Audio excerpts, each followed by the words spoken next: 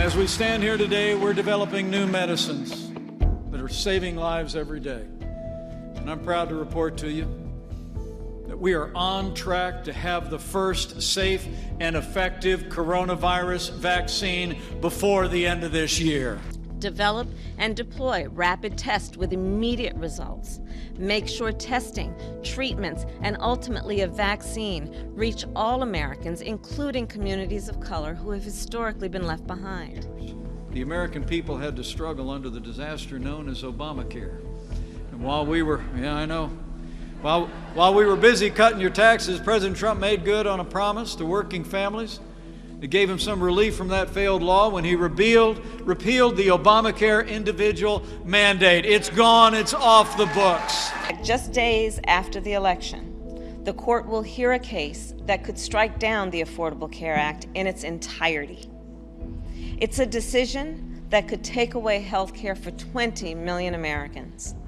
It's a decision that could take away Medicare benefits for seniors. But thanks to the man who wrote The Art of the Deal, America's got a better deal than NAFTA. The United States-Mexico-Canada agreement is now the law of the land, and it's a win for American manufacturing and a win for American farmers.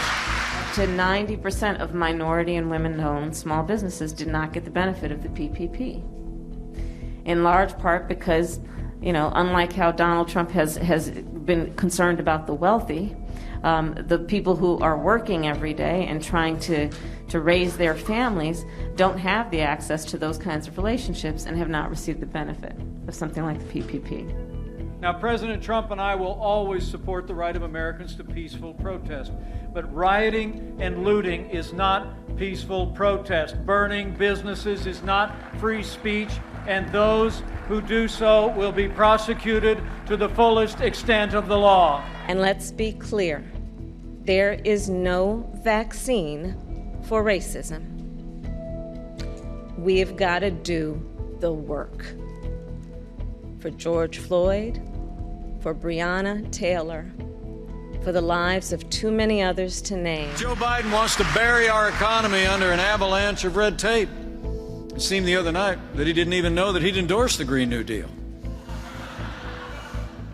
Next day he got off a train and said, Green New Deal's a good plan, but our Green New Deal's a little different. I'm telling you what, both versions are job killers. It is incumbent on us, in terms of the leadership of our nation, to take seriously the extreme changes in our climate and to do what we can to mitigate against the damage, but also what we must do to preserve the beautiful land. And Joe Biden and the Democratic Party support abortion on demand.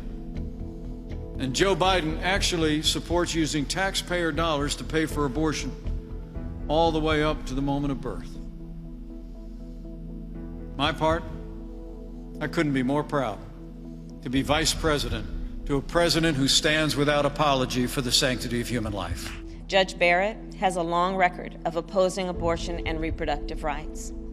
There is no other issue that so disrespects and dishonors the work of Justice Ginsburg's life than undoing the seminal decision in the court's history that made it clear a woman has a right to make decisions about her own body.